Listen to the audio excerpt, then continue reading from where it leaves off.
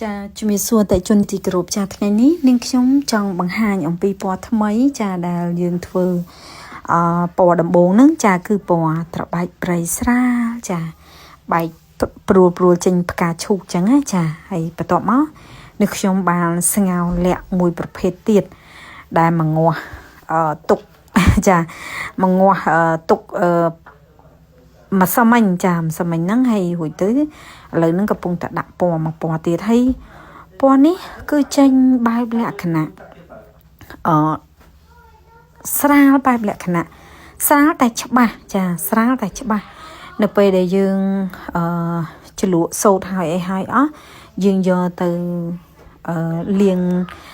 ទឹកក្តៅដាំពុះហើយស្អាតអស់ហើយហ្នឹងចាគឺ